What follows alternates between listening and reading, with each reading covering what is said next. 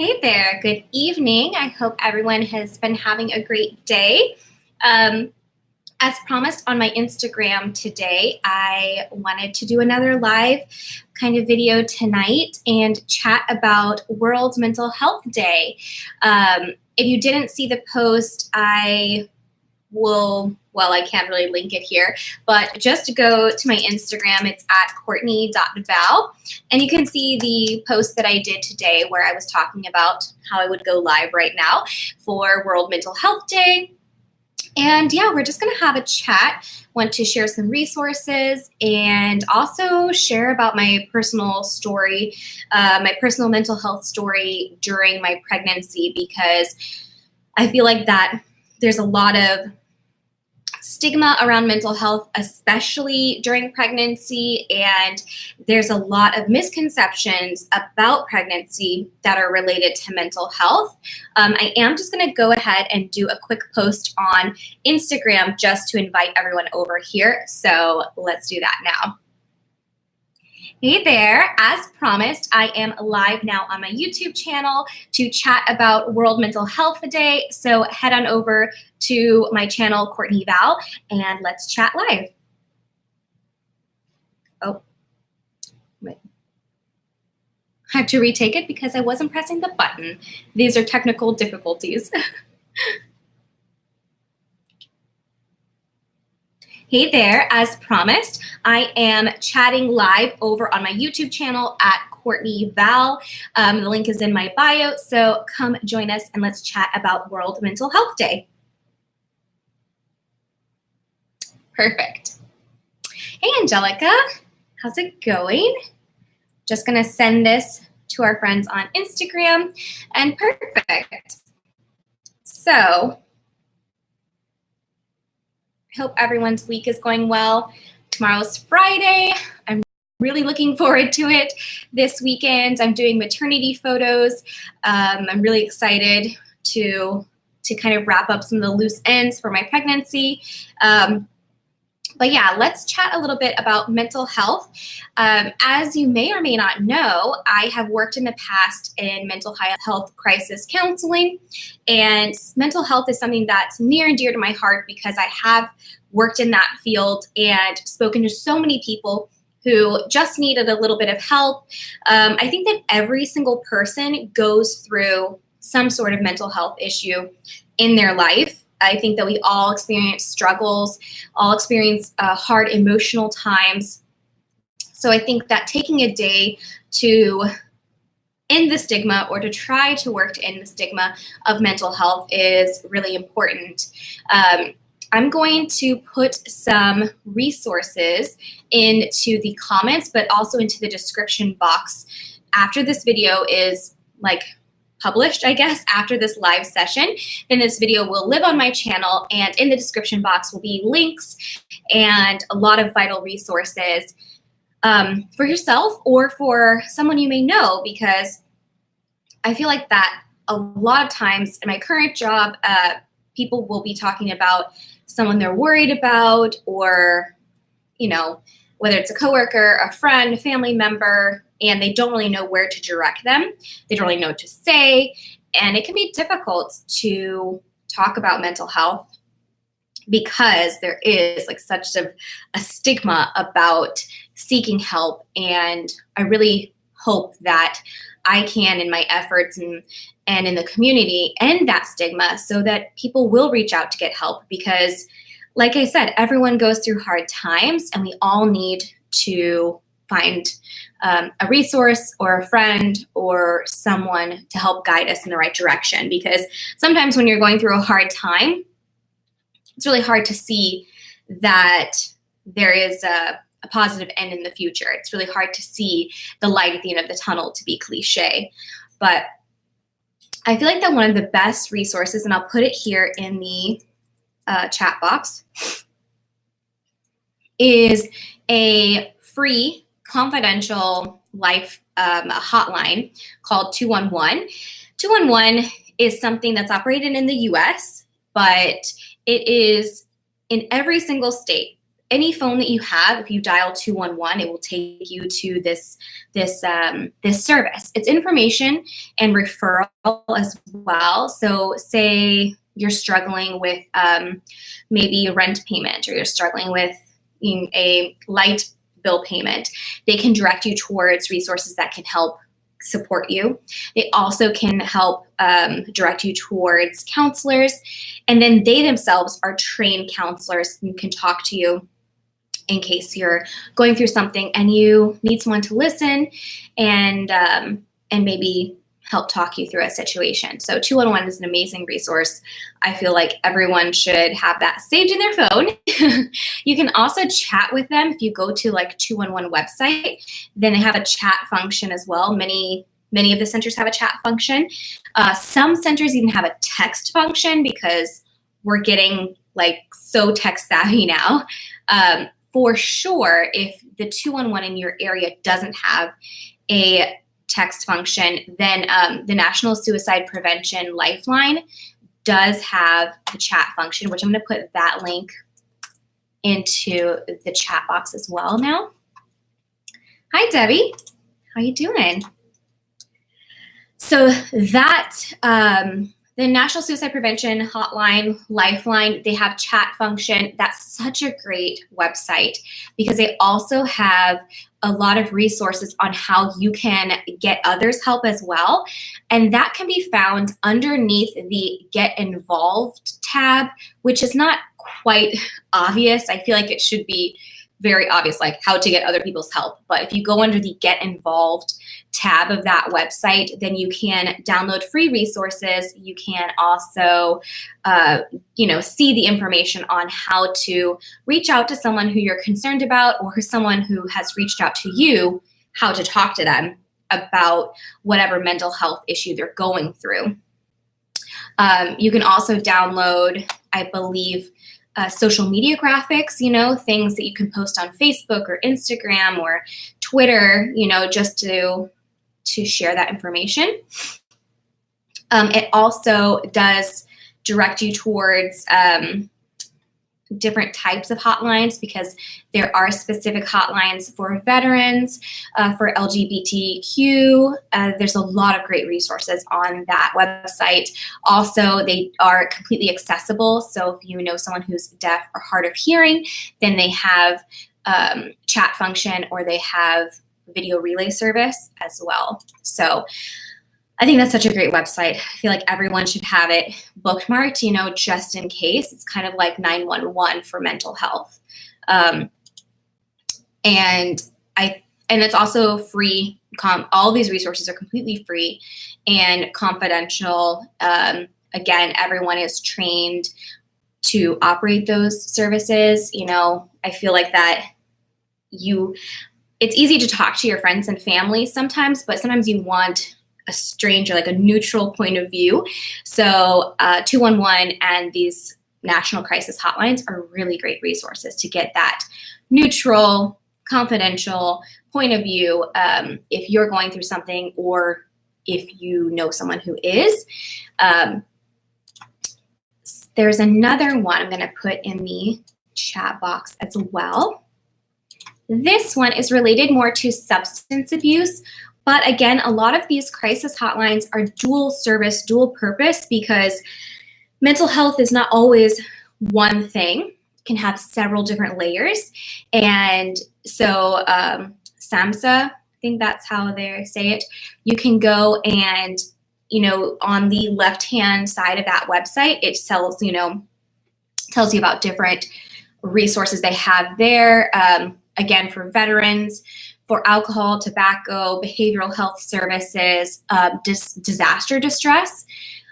Just like I live in Miami, in case you're new to my channel, but like those individuals who were affected by the hurricane in the Bahamas, that can cause a lot of distress and mental health concerns. So they have a special disaster distress helpline.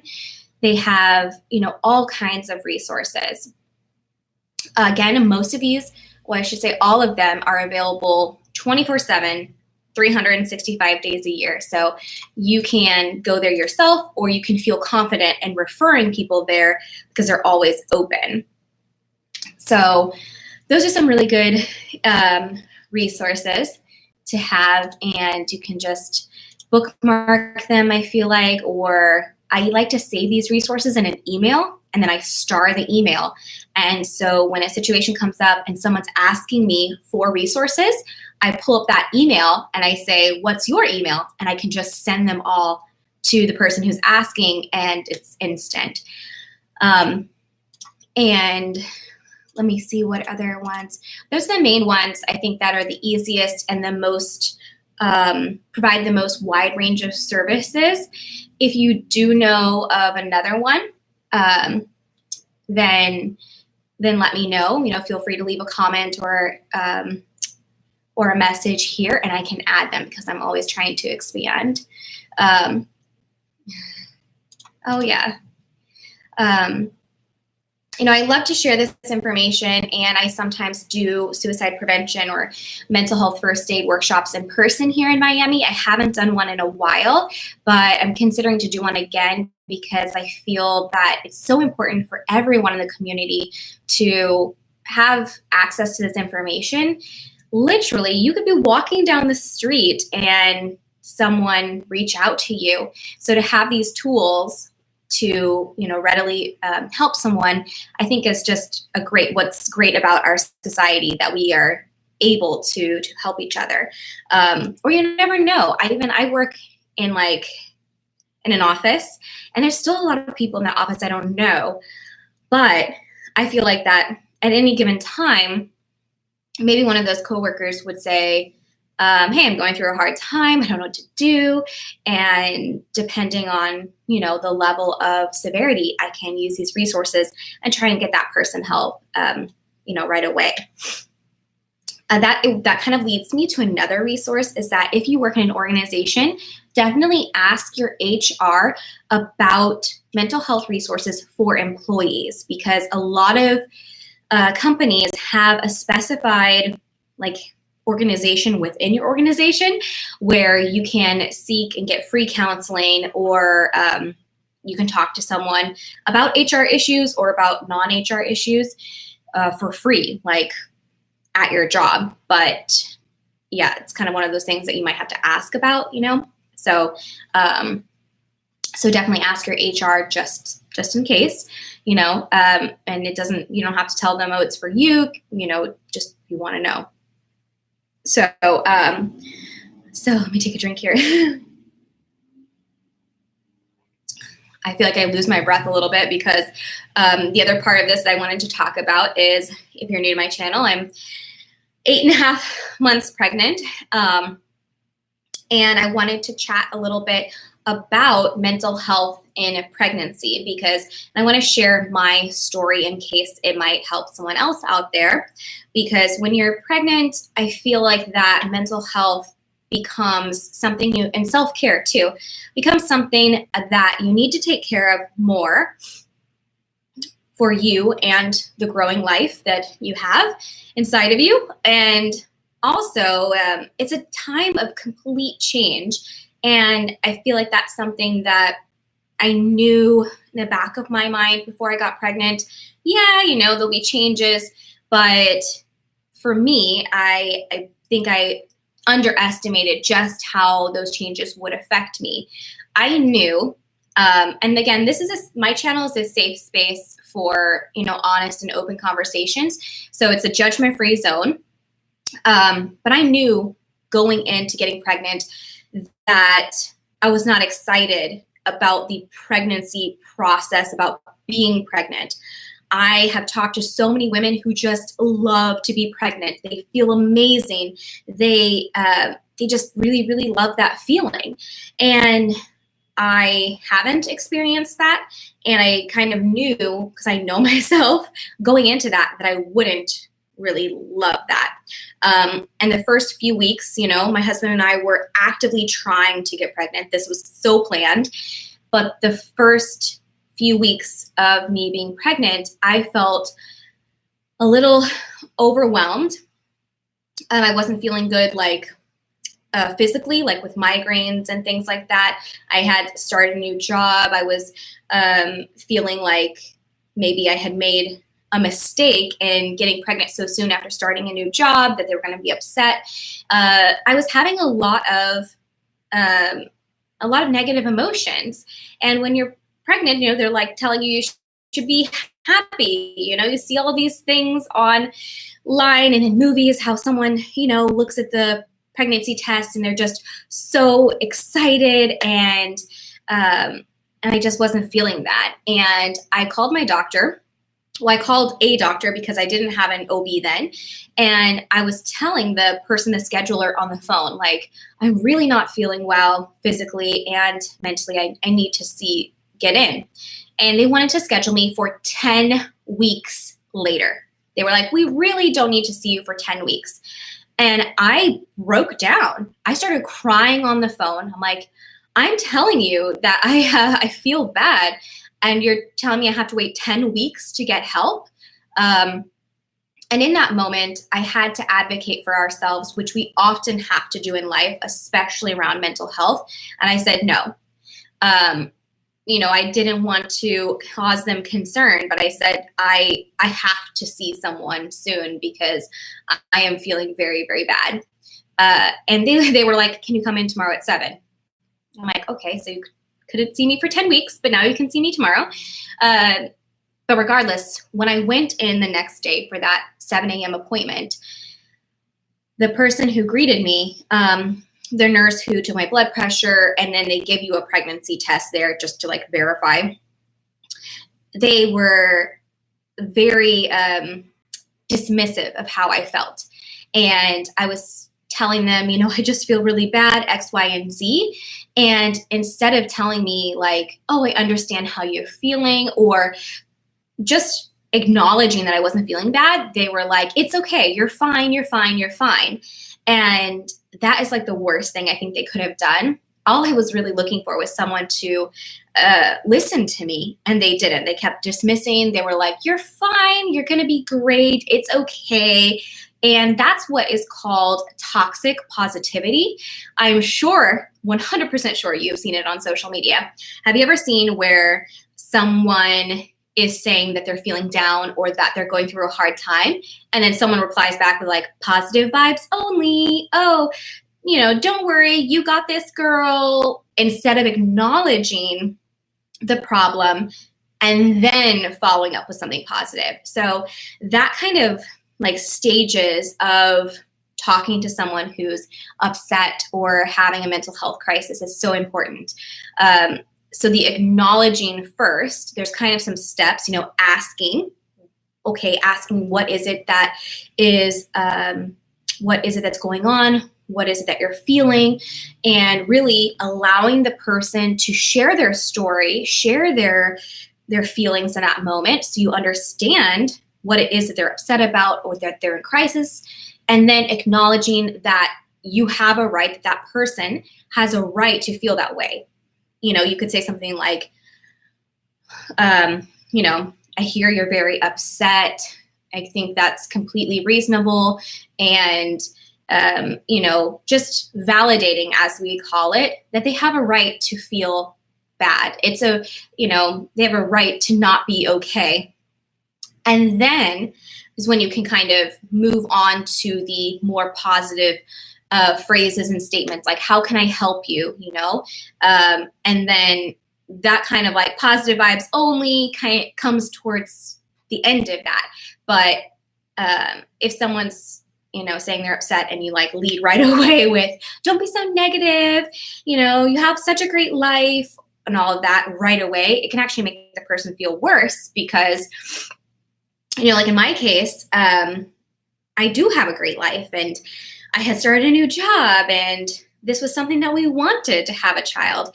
And so when they were like, you should really be basically telling me I should be grateful for getting pregnant, that's not what I needed to hear. I needed just someone to acknowledge that it sucks to feel bad, and it's okay that I don't feel okay at that moment, and that, there's solutions.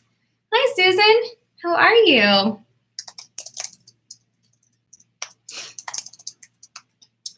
So my pregnancy got off to kind of a rough start emotionally because, I had migraines and I wasn't feeling well physically, which can translate into how you feel mentally. And, I think that we see that, for example, if you have a flu, if you have any sort of illness or sickness, you might not also feel like super happy. You might not feel like in the best emotional state. And so, when we recognize that in our friends and families and coworkers, then we can help them look for solutions. So luckily, that nurse, I had to advocate for myself. And I said, no, it's not okay. Because I've helped people through this before in the past. And I'm like, no, like you shouldn't be saying that. It's not okay. I feel really bad. And I asked her, I was like, what are you going to do? I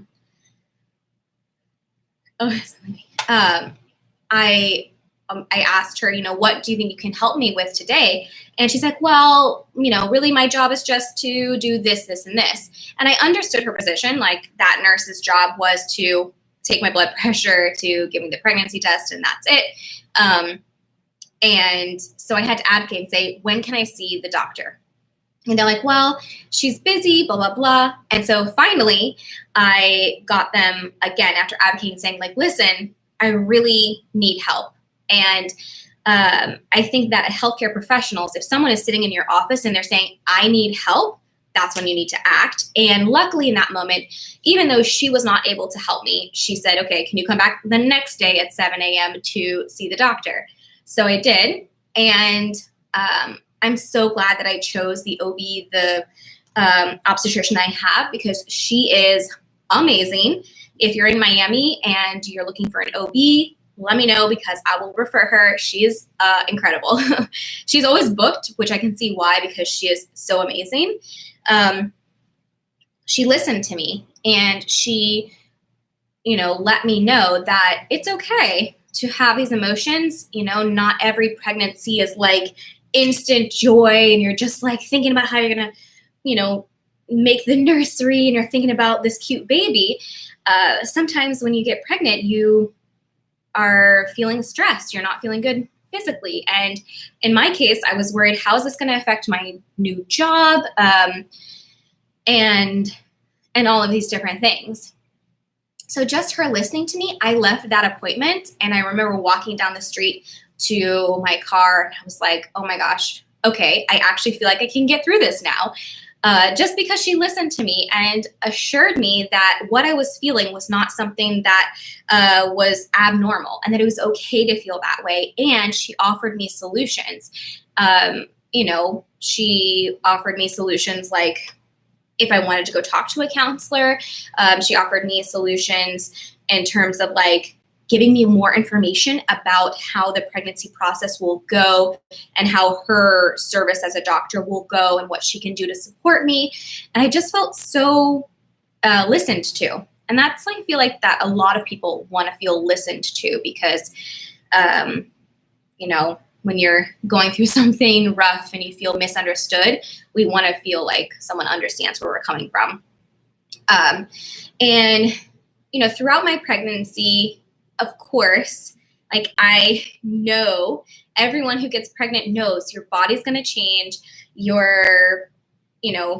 those things are going to change. And that's something that I've struggled with, are those changes in my body, because I will admit that I'm somewhat of a control freak. And so going through those changes, even though they're going to happen, they're completely normal, completely healthy. We all know that. It's still hard. It's still hard, especially when you feel like you work hard to maintain your health, and a growing pregnant body is a healthy body, but it can be hard to wrap your head around, when your pants start getting a little tight or you start, feeling a little bloated or something, it doesn't feel great. And that can play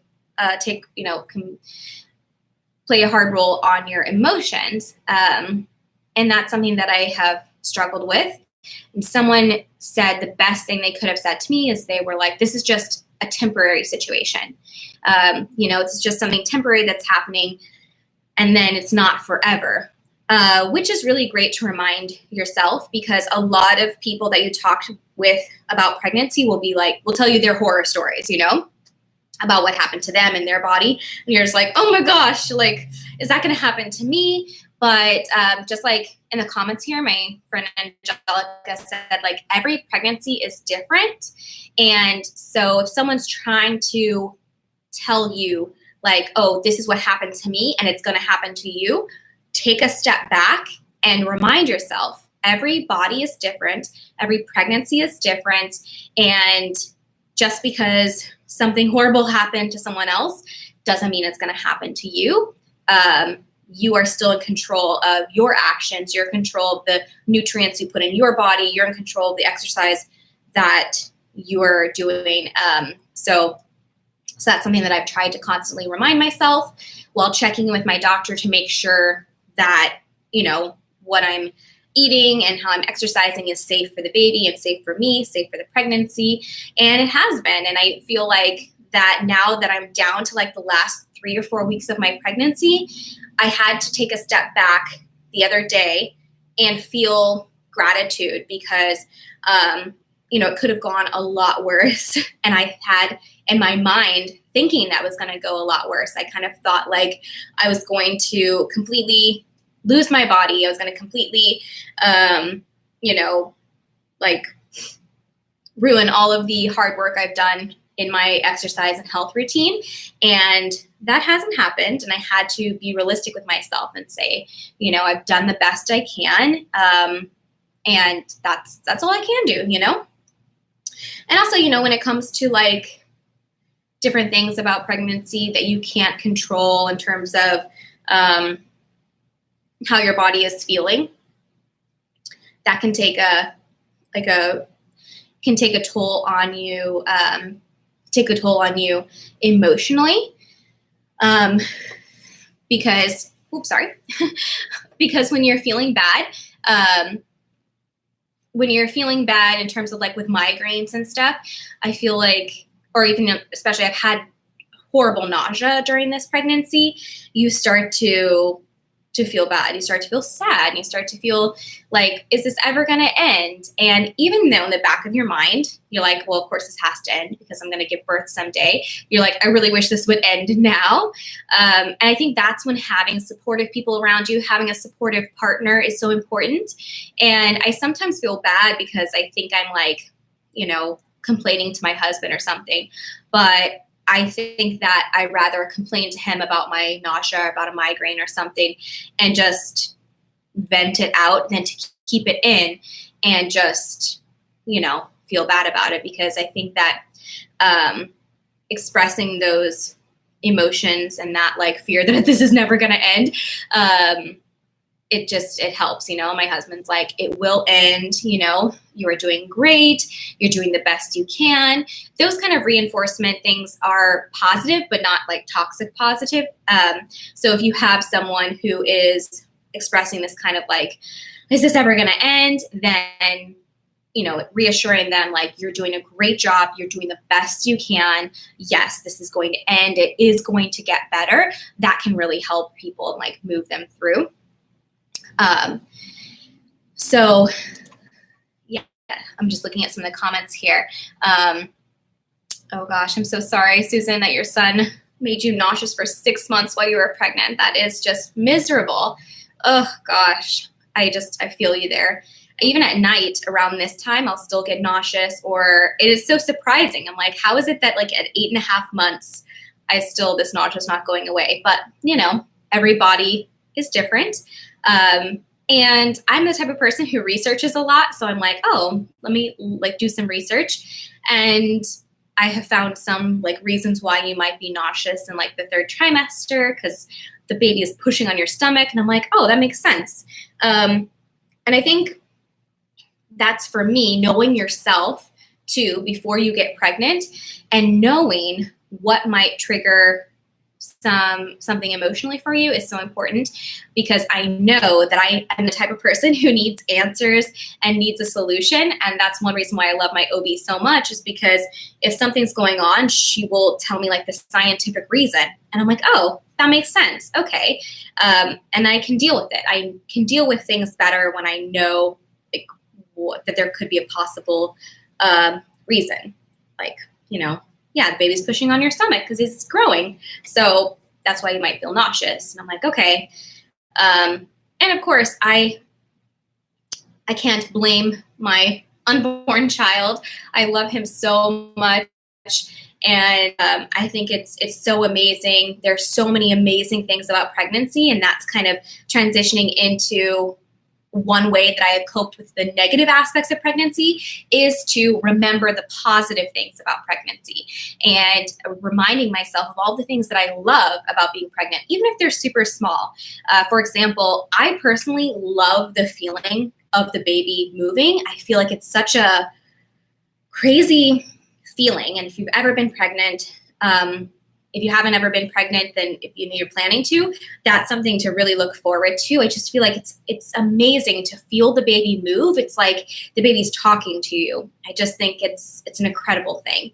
I also really am grateful, and I love that during this pregnancy, my skin has gotten completely clear. Like, I don't have to use concealer or anything. I haven't had one breakout. My skin is amazing. I'm like, thank you so much. I went to get a pedicure a few weeks ago, and even like the skin on my legs is like super soft. And even the pedicurist was like, wow, your skin is so soft. And I think that is a result of the prenatals plus pregnancy hormones. So I'm grateful for that.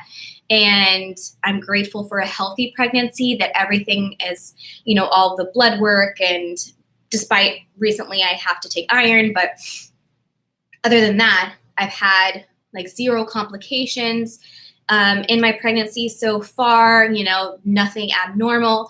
So I think if you are pregnant and struggling, wondering if the physical and mental symptoms are going to get better, they absolutely are. And to remind yourself of the good things about being pregnant. I think that, it's sometimes easy to focus on the negative things, because honestly, when you're pregnant, it's like there's like negative thing after negative thing. It's like you go out to eat. Like for instance, my husband and I went out to eat to this restaurant, and I looked at the menu and I'm like, is this like an anti-pregnancy restaurant? Because everything on the menu was like raw fish, or you're not necessarily supposed to eat like meat pâtés. I don't like that anyway, but it was like that. It was like basically a whole whiskey list, like basically everything. Oh, all of those cheeses you're not supposed to eat when you're pregnant. Basically, the menu was just full of things that pregnant women aren't supposed to eat. And I thought, this is crazy. And it's something that I never would have noticed before. So it can be easy to focus on the negative, because when you're pregnant, like, you step out your front door and you're confronted with all of these things that you can't do. Even today, my coworkers and I, we were like, we got to get out. We usually eat in the office. I was like, we got to get out of the office. So we walked across the street, and one of them wanted Jimmy John's. And when you're pregnant, you're not supposed to eat deli meats because of preservatives and parasites and bacteria, all of these things. So I had a veggie sandwich. But it's just something as simple as going out to lunch with your coworkers. You're trying to be social. You're trying to enjoy your lunch hour, and then you're kind of confronted with like a roadblock, And yeah, you go to parties and everyone's drinking and stuff, and you're like, this is not fun for me. But they kind of, some people might make you feel bad for wanting to leave. And you're like, no, why would I want to be around a bunch of people drinking when I can't drink myself? And I felt that way a lot about pregnancy. I felt like that kind of sucks. Then recently, a friend of mine was having a going away party. I went out with a bunch of friends, and we just ended up dancing, and we were all just like having a great time. and it wasn't like a bunch of people drinking. And so I was out like till midnight, for a person who goes to bed at 9:30. That's pretty late. And so it was something positive. So I really, when I've come across these negative emotions associated with being pregnant, I've tried to stop and say, okay, what can I do about it? And how can I turn this into a positive? So, yeah, I know that is kind of me rambling about, my about my mental health and pregnancy.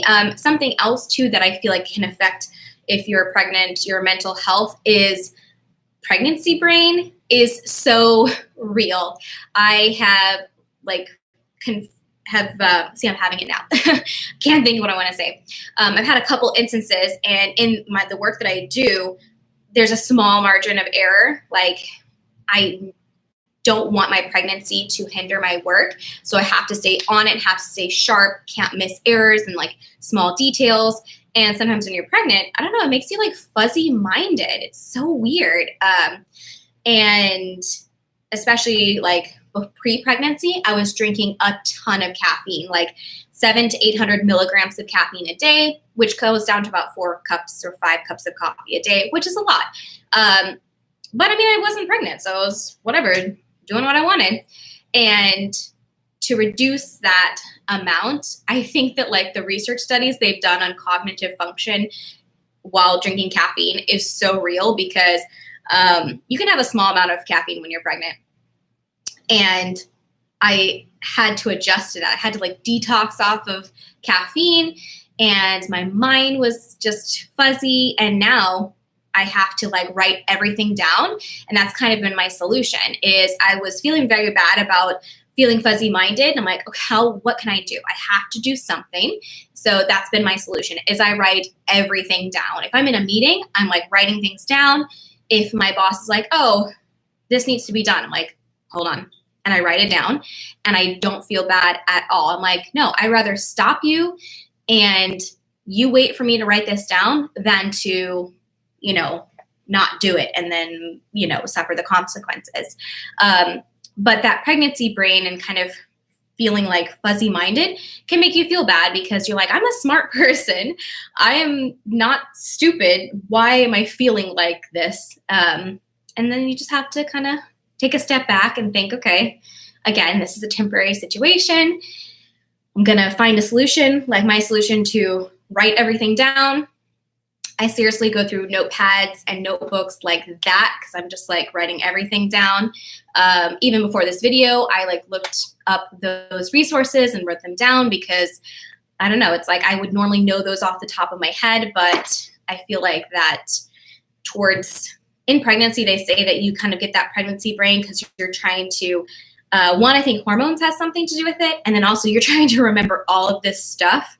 I swear, the list of things to do before a baby comes is insane. I'm like looking at the list that we made, because again, I have to make a list, and I'm just like, oh my gosh. And then before I know it, someone's like, well, did you do this? Oh my, no, I forgot. Like, how could I forget that detail? It's just because it's intense and it's extensive to prepare to bring a human life into your home. It's like, it's crazy. Oh yeah, I'm just looking at some of the comments here. So yeah, someone's saying like they completely understand that they too were having a lot of nausea, and feeling like, yeah, venting is amazing. It's the best thing I think you can do to friends or to family, because getting all of those emotions out there where you can see them, you can deal with them a lot better. And I think surrounding yourself with people who are non-judgmental. I know that in my pregnancy, oh Lord, around every corner, it's like the moment you become pregnant, everyone you know becomes a doctor, and they're telling you, you should do this, you should do that, you shouldn't do that. For example, again, I, on a different occasion, was getting a pedicure, and I was drinking an iced coffee. I was having my like allotted amount of coffee for that day. And I went to get a pedicure, and I was like, this is going to be amazing. You know, one of those afternoons where you just like get a pedicure and you drink your iced coffee and it's magical. And before my feet even get in the water, the pedicurist is like, what are you doing? You can't drink coffee while you're pregnant. And I'm like, yes, you can. You can have 200 milligrams. This is my one coffee a day. They're like, oh, no, blah, blah, blah. And then I'm just like, let me ignore her. So I'm getting a pedicure, and I said, you know what I really kind of miss though is sushi. And she's like, I ate a ton of sushi while I was pregnant, like a ton of raw fish. It's no big deal. And I'm like, okay. So we had a different experience. So I think it ties back into everyone's pregnancy experience is different based on their culture, based on the region they live in, based on the doctor they have. So it's just incredible the pieces of advice people will give you, or how they'll make you feel bad about certain things. And I do have to give a huge shout out to Starbucks though, because I have gone to some local coffee shops and I have gotten more judgment about ordering a small cup of coffee from a local coffee shop, but Starbucks, they never say anything. They're like, they're kind and, ask you what you want to order. I could order 6 shots of espresso and they would be like, coming right up. They've always treated me with the utmost respect. And especially the Starbucks I go to, they know me, they know I'm pregnant. They've seen my whole pregnancy journey basically. And it was only one time that I was in there and I was like, oh, I don't know what to get, because I basically had half of my caffeine intake for the day. So I could only have another half, and they said, we can make a half cap espresso. I'm like, you can do that? And they said, yeah, of course. So, they were not being judgmental, you shouldn't have a full caffeinated espresso. They understood my situation and they offered me a solution, which I think is the best thing that anyone can do, is to understand your situation and then to offer you solution that's non-judgmental. And that's what they did. So I wonder if Starbucks has something in their training, how to handle pregnant customers, how to treat pregnant customers, because they've been amazing. So I currently, and because of that, I have mainly only gone to Starbucks during my pregnancy. And I'm going to pull up my Starbucks app here because I have an insane amount of points. I have, let's see, I want to be accurate. I have 1,100 Starbucks rewards points because, and also Starbucks publishes the exact amount of their caffeine in every drink in espresso, and it's standard. So I feel more confident going there. The thing is that the Starbucks by where I work, they don't let you redeem points there. I don't know why, but you can get points, but you can't redeem them. So I basically have 1,100 Starbucks points to redeem. So I maybe need to do that at a different Starbucks, need to go and redeem my points, or otherwise I'll lose them because they don't last forever. So anyway, that's my coffee rant. I still need to make that video about coffee and pregnancy because, I have a website, Coffee with Courtney. I love coffee. I enjoy it. It's one of my life's pleasures. And that was a big adjustment. It may seem silly, but I think that when you get pregnant, and you have to make all these adjustments in one day, then it can be kind of rough. And that's what's telling my husband, one time I saw him making 2 giant cups of coffee, which is 400 milligrams of caffeine or something. And I was telling him it's hard for pregnant women, because literally in one day, your whole life changes. But for your partner, for your husband or your partner, they have 9 months to change their life, really. They have, 40 weeks, but women have, it changes overnight. So it's not unreasonable for there to be some, some stress with that transition. Also, I feel like that journaling has helped me. Meditation has helped me in my self-care routine and mental health being pregnant. I listen to meditations in the morning, also writing down, getting all of those thoughts out. I feel like it helps a lot because you get them from your mind onto paper, or meditating and focusing. And there's a lot of great ones on YouTube here, that free meditations you can do to help get you back to the present and remember, what your purpose is and what's coming in the future and all those positive things. So, yeah, that's kind of what I wanted to share. Is that's been my journey. And if anyone is pregnant or thinking about becoming pregnant, my biggest advice would be prepare to advocate for yourself, because there will be doctors, there'll be people, there'll be,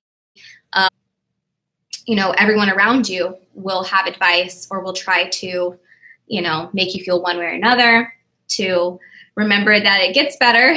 And I'm trying to remind myself that now, as I'm having trouble sleeping in these last weeks, and, my back hurts and all of this, silly trivial stuff now.